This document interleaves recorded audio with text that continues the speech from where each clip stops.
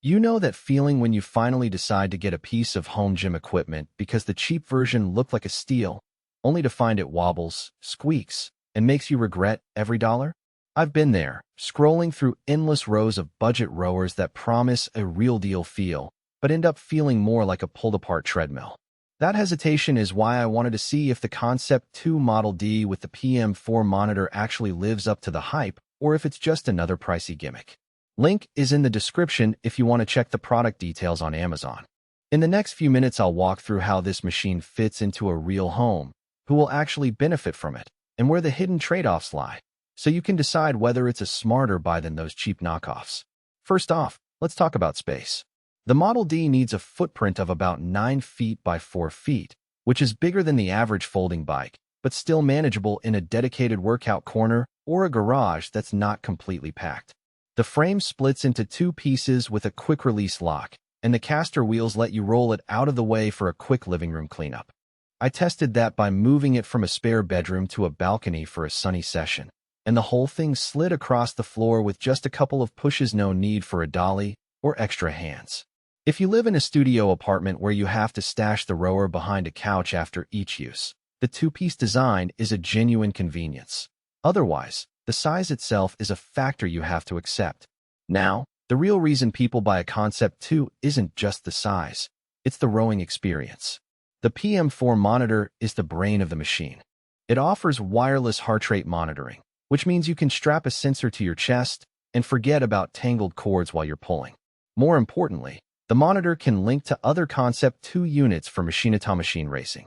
I invited a friend over, synced our PM4S, and we could see each other's split times on the screen in real time. That competitive edge turns a solo cardio session into something you actually look forward to, especially if you thrive on data and friendly rivalry. The rowing motion itself feels natural because of the ergonomic handle and the 14-inch seat height that sits low enough to let you get a full leg extension without feeling cramped. The nickel plate chain is another subtle but useful detail. It runs smoother and quieter than a plain steel chain, which is noticeable if you have upstairs neighbors. In my own apartment, I could row at a steady pace for half an hour and the chain never rattled, and the footrests adjusted easily to accommodate my big running shoes as well as my wife's smaller trainers. That range of shoe sizes is not something you get with every home rower, and it eliminates the need for separate adapters or awkward foot placement. When it comes to durability, the 500-pound capacity tells you the frame is built to handle serious use. I'm not a heavyweight lifter, but I do push hard during interval training, and the frame never flexed or gave any wobble. The 5-year frame warranty backs that confidence, which is a solid safety net if you plan to keep the machine for years. Keep in mind, though, that the warranty covers the frame only. The PM4 monitor, cables, and footrests have shorter coverage periods that you'll need to check separately. So who should actually consider buying the Model D? If you're an athlete or a serious fitness enthusiast who wants a rowing experience that mirrors a commercial gym, this is probably the most reliable home option on the market. The data tracking, the smooth chain, and the ability to race against others make it a tool for progressive training, not just a novelty. It also makes sense for families where multiple members of different sizes will use the same equipment. You won't have to buy a second rower for a teenager just because the footrest is too small. And if you have the room to dedicate a permanent spot, or at least a semi-permanent corner, the size and split frame design will fit nicely into your routine.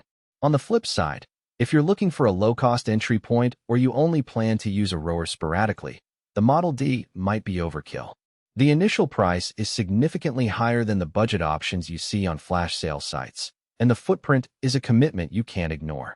People who need a truly portable solution say, moving between apartments every few months might find the 2-piece design still too bulky.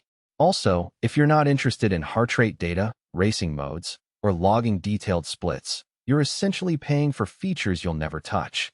In that case, a simpler, less expensive model could serve the same cardio purpose without the extra bells and whistles.